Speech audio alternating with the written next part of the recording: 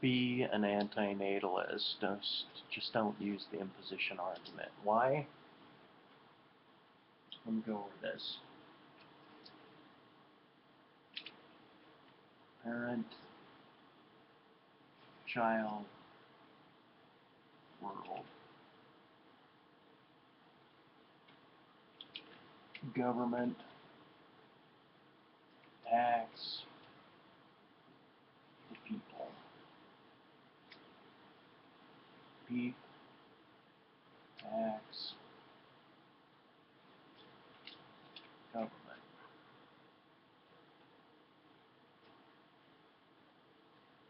Parent,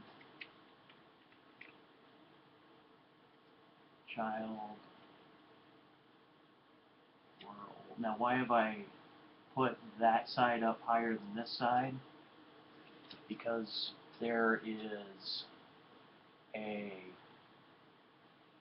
connection between these three that comes down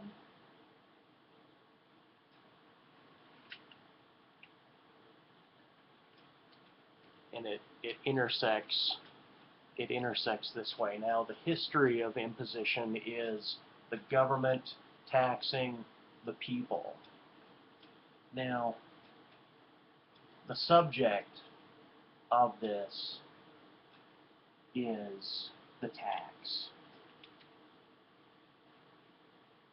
Subject. The object of the government taxes the people is the object. This is connected right here. Okay, so the regular way that's used, the tax is the subject, the people are the object. The way the antinatalist uses this is right here. Parents impose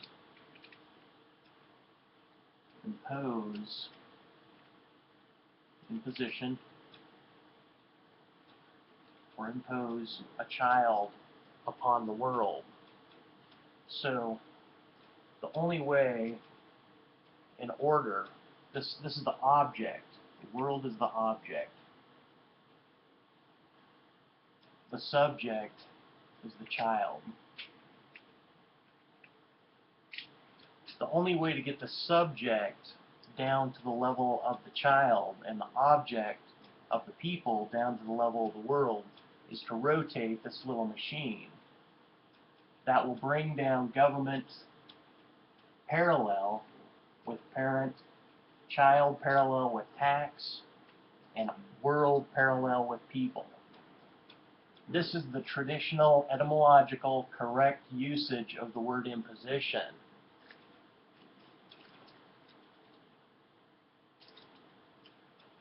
Now, Gary has a propensity and an ode to the law, a man-made construct.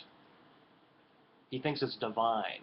He doesn't try to break the law. So why does he break this linguistic law, this grammar? Well, the antinatalist, the imposition,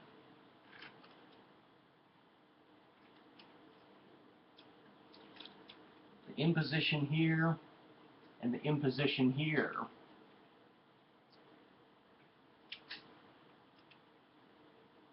is also connected to this machinery. So this is a little, it goes down like that. So it rotates down here. When I said before in my previous video that the knife, the subject, imposes upon the apple, right? And that the child cannot both be the subject and the object. That's what I was getting at. Now, you can't impose on the world because the world is non-sentient. See, the way the imposition is used, a sentience, normally people, are what's used when you say imposition. You're imposing upon some sentience.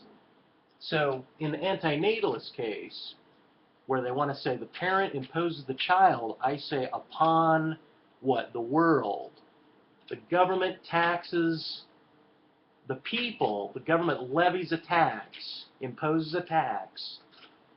Right here, imposes a tax upon the people. Okay, now you can't impose upon a non-sentience unless you're writing poetry. So imposing on the world is an imagination. It's like imposing on a brick. You can't impose on a brick, right?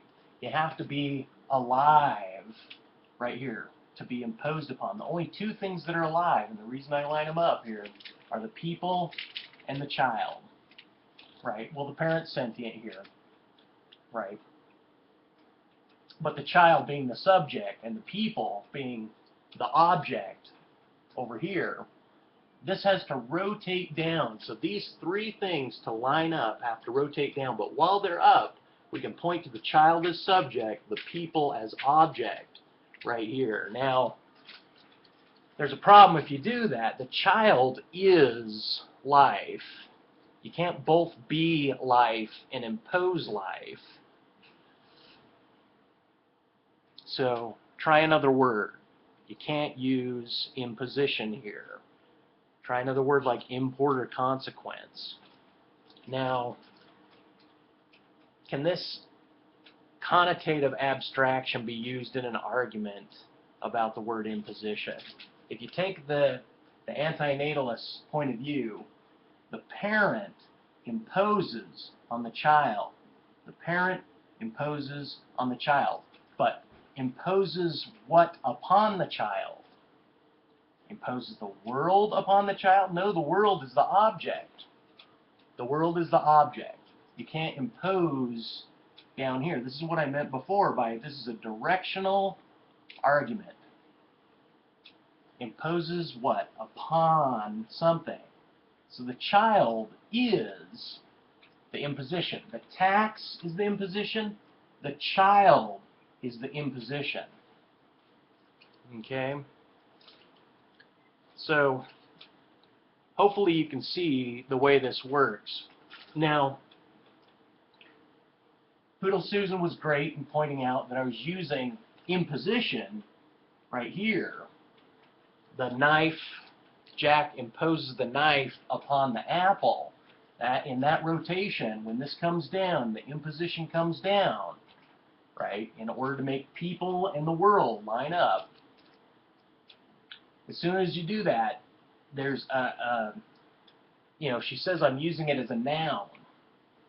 You're using imposition as a noun here, right?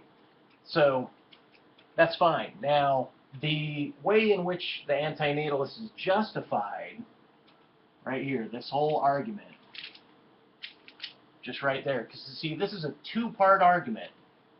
Parent, child, imposition, right? So parent and child, it's a two-part argument. Over here, it's a three-part argument. Over here, we have a three-part argument, right? So if you eliminate that the world cannot be imposed upon, you bring people in as the sentience being imposed upon, that is a three-part argument. This is, once again, the way the word imposition is being used. The imposition argument is dead. Now, if you look at this whole argument, and you say the parents are a verb, right? So we'll put verb here. The parents are a verb, the child is a verb, and imposition is a verb, right? So if everything is a verb, then the imposition argument makes some sense, meaning we can allow, no we can't allow, we can't allow it because it's a connotative abstraction. So if you use it this way, then you've abstracted the word imposition, right? You've abstracted the word imposition to be a two-part definition instead of a three-part definition. And because of that abstract, you have a connotation, you have a premises, right? that everything is a verb, right? But I argue that this is an imagination, a poetry, when imposition is used in this particular way, this incorrect way. And if it's a poetry, then it's connotative. And if there's a connotative negative premises, then you're going to get a connotative negative answer, conclusion. But if everything is a verb, right, parent and child, if that's a verb and imposition is a verb, then this is how I understand the antinatalist argument, Gary's argument, is if everything is a verb. We are living through time. The imposition is a verb, the child is a verb, moving through time.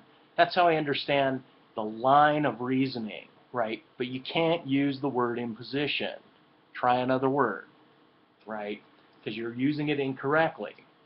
Now, the last I checked, when I was reading English, parent is a noun, child is a noun, government is a noun, tax is a noun, people are a noun, right? These are all nouns. Now, perhaps Gary's moving through time, looking at himself subjectively as a verb, as we could speak about consciousness, moving through time as a verb. But once again, you can't use the word imposition because it's referring to nouns. These are nouns. Noun, noun, noun, noun, noun. Hopefully this made sense. Hopefully it makes sense.